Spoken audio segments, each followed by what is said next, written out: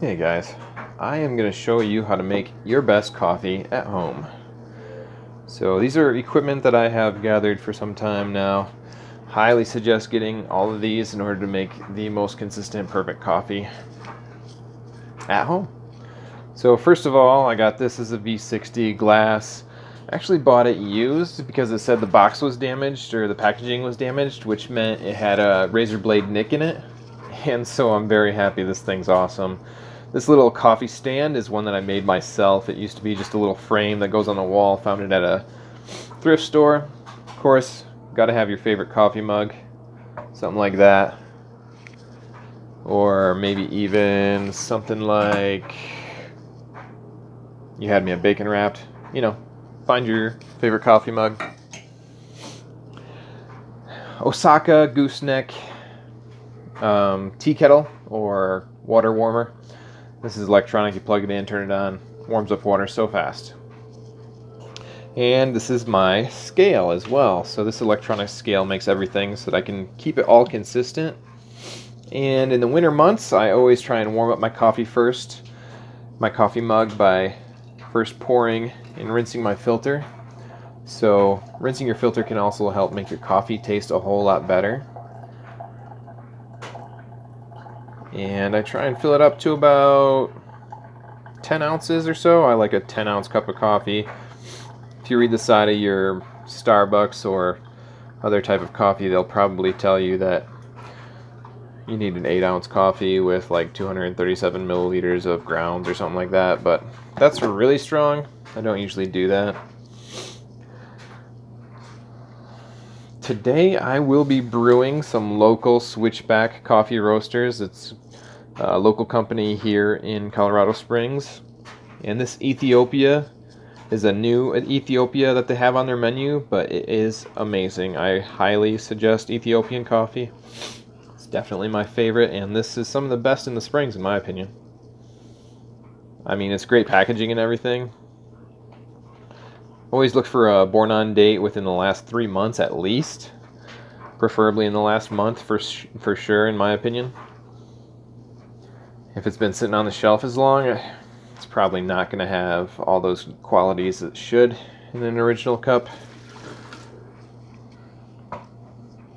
Anyways, after I've dumped the water, warmed up my mug, I hit this button and it clears it out. And I use my hand grinder here. This is a hand grinder called Gallig, I think it is. This is pretty nice. It was a little squeaky, but just needed a little bit of oil. And sometimes you get a little extra coffee grinds on the bottom there. Just shake it off. And so let's measure this in grams. I'll switch this over.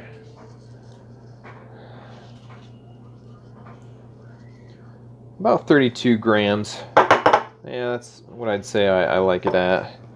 Or switch it. It also depends on the weight of your coffee. Like, small roasted batches are actually going to be a bit heavier and denser than, say, if you use over roasted Starbucks coffee. Which sometimes I'm in the mood for over roasted Starbucks coffee, but this stuff is totally amazing. And I also highly suggest having some trace minerals inside. I already put the trace minerals in mine, but here's what the brand of trace minerals that I use looks like. It's called Trace Minerals Concentrates, Trace Mineral Drops. So for like 1 cup of coffee, if you wanted to, you could add it directly to the grounds, but like I said, I already added mine to the water. And I use about maybe 5 drops for about a 10-ounce cup of coffee or whatever. So that's all weighed out. I can just press the tare button, reduce it back to 0. And when I pour my water in here, first I want to activate my grounds.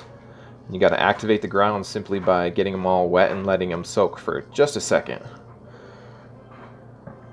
Let them bubble.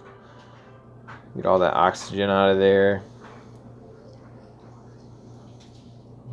Oh, it smells amazing already. Wish you guys could smell this.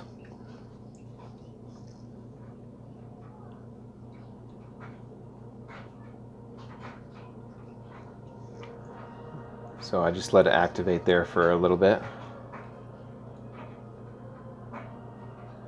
You know you got a good amount of trace minerals when you can see the colors on these bubbles. I don't know if you can tell, but they're like lots of beautiful little rainbow colors inside those bubbles and stuff. And that's good coffee too. Sign of good coffee. So then, get my gooseneck out, and I will try and pour it to exactly 10 ounces for me. That's what I'm going for.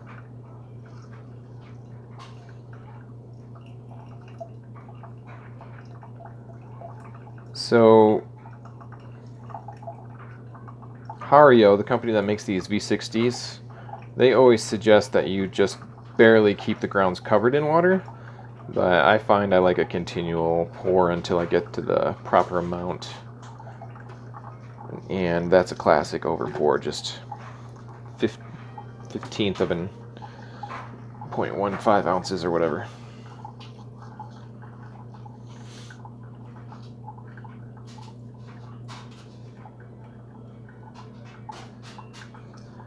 Continue to let that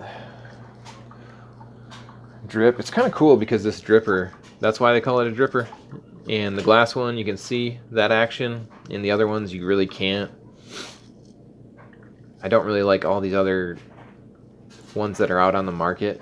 I really think the V60 by Hario is the best pour over maker.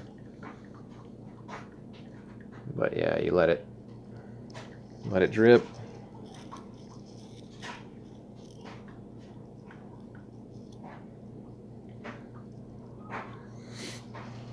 Always trying to squeeze out the last little bit.